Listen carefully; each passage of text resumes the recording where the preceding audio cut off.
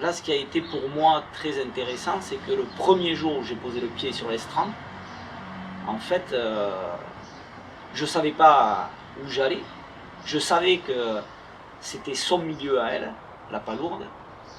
J'avais dans la tête cette idée de, si je me plonge dans la palourde, quel rapport je peux avoir avec justement ce milieu-là.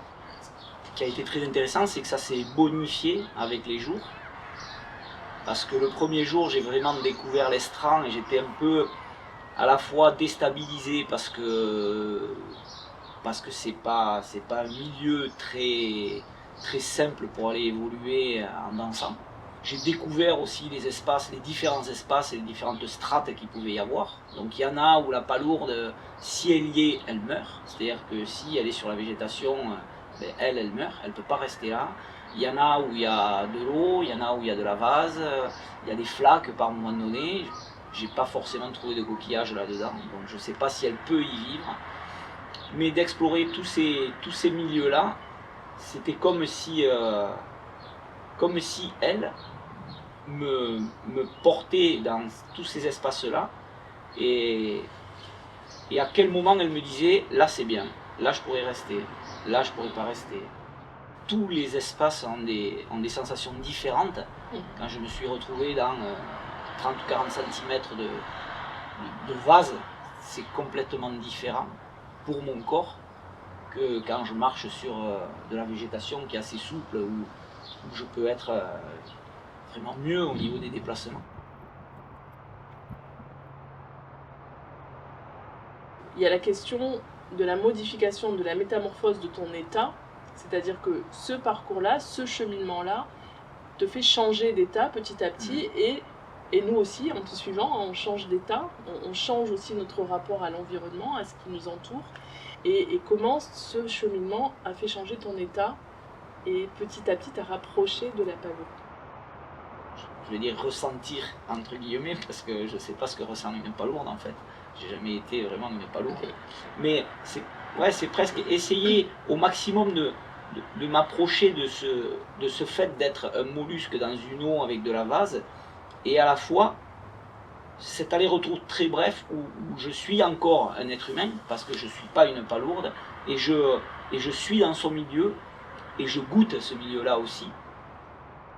Tu nous dis aussi, je laisse ma peau d'humain, et maintenant je vais petit à petit intégrer cette palourde en moi. Ouais. Et effectivement, quand tu dis la première chose que je fais, c'est jouer avec les éléments qui sont à ma portée, on est encore effectivement dans une sorte d'extériorité à ce qui t'entoure, au milieu.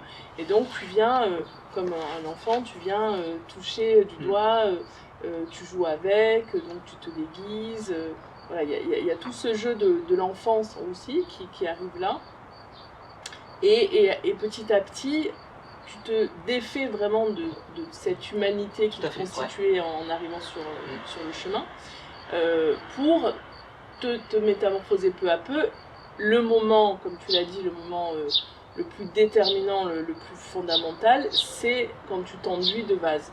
Où là, aujourd'hui encore, quand je te prenais en photo, et je t'ai dit, on a l'impression que tu es dans un liquide amniotique. Mais c'est pas le liquide amniotique de ta mère humaine, c'est le liquide amniotique de ta mère palourde, quoi. Voilà. Et donc là tu as une autre peau, en fait. Tu t'habilles avec une autre peau que celle de l'humain. Elle est habillée de ça, en fait.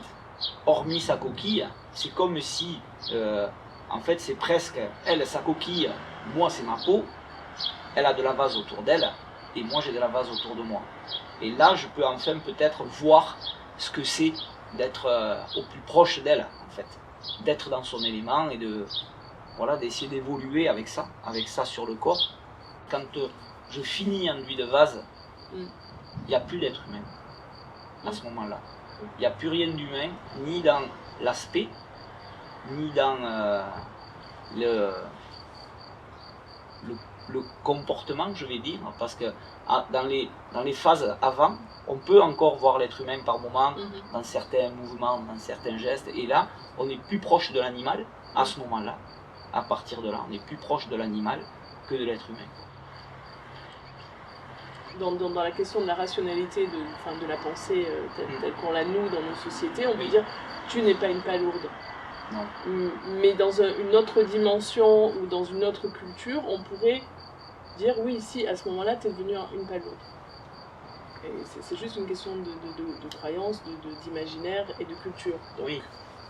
Mais pourquoi pas? Peut-être qu'effectivement t'es né palourde à un moment donné, peut-être que ça dure 2 secondes. Mais...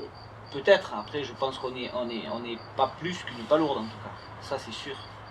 On est fait de la même chose que peut être fait une palourde, même si ça peut faire bondir les scientifiques, mais on n'est pas différent qu'un brin d'herbe, qu'un poisson, qu'une grenouille, qu'un lézard. On a beaucoup de liquide, de l'eau de mer en nous, voilà, donc d'eau salée.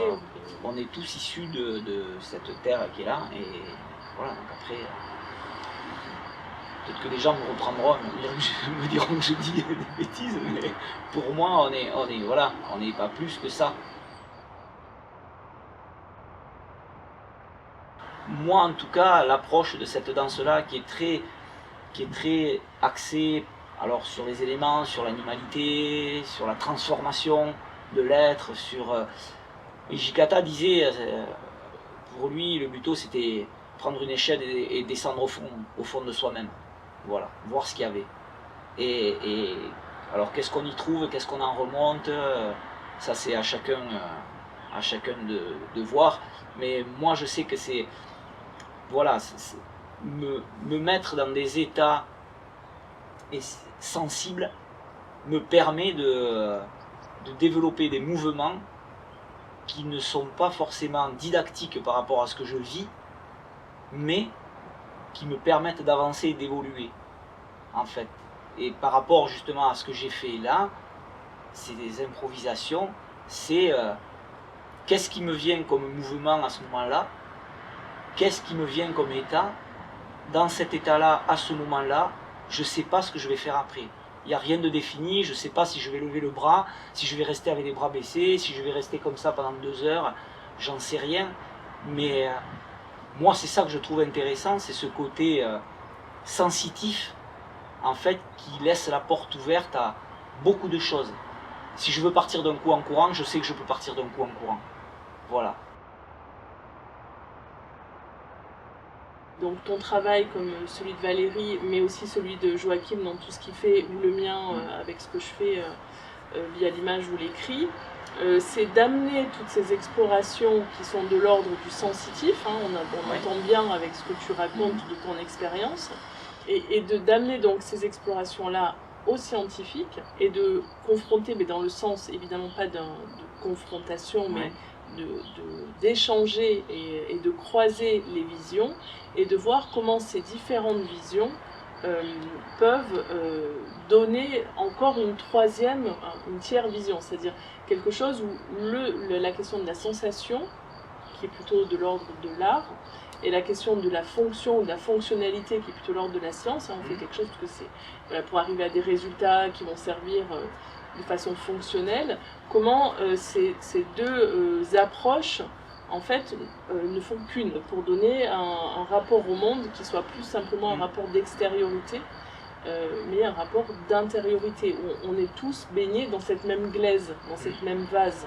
Et donc ce que toi tu nous montres, c'est ça en fait, c'est qu'en tant qu'humain, je suis aussi un non-humain. En tant que non-humain, je suis un humain, c'est-à-dire on est tous le vivant et ce qui constitue notre planète. Et ça, c'est une question aujourd'hui qui est cruciale, de se rendre compte, mais de se rendre compte pas simplement dans l'intellect, mais aussi vraiment de l'incarner, de le sentir au profond de soi. Ouais. Voilà. Et toi, c'est ce que tu racontes aussi dans ta pérégrination et ton devenir palourde. C'est ça que tu racontes. Tout à fait.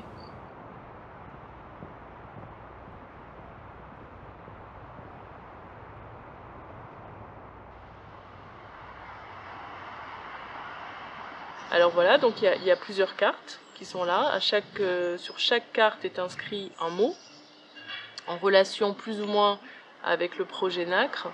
Et ce que j'aimerais, c'est que en prenant une carte et en découvrant ce mot, tu partes dans une évocation de ce que ça peut vouloir, ce que ça peut dire pour toi. L'incarnation. En fait, je travaille sur le corps depuis plusieurs années. Je travaille avec la nacre en fond de mon travail en général.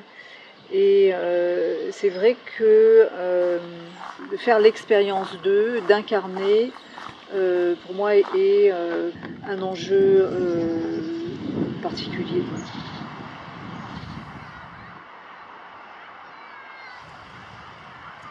Et puis l'histoire de l'incarnation, c'est aussi de se dire que tu es vivant. Donc à la fois tu as des choses difficiles que tu vis, mais il y a aussi des joies, il y a aussi des jouissances. Donc ça aussi c'est l'incarnation, et ça aussi ça fait partie en fait de te sentir vivant.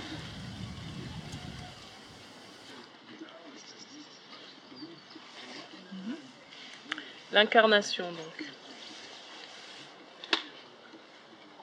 Hop là. Le sensible.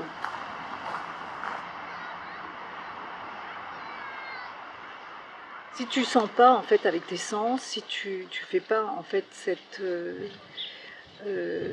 encore une fois l'expérience je pense que tu es un être un peu mort, quoi. Tu t'impliques, tu t'engages et tu t'engages avec ton corps, tu t'engages avec tes émotions, tu t'engages aussi si tu veux avec la tête, mais quand tu lâches vraiment, je pense que tu peux accéder à effectivement à un moment, à un état de grâce qui te fait rentrer dans une dimension en fait peut-être que tu n'aurais pas imaginé, et effectivement cette histoire de lâcher peut t'emmener vers un sensible, un autre sensible en fait dont tu n'as pas conscience. Voilà.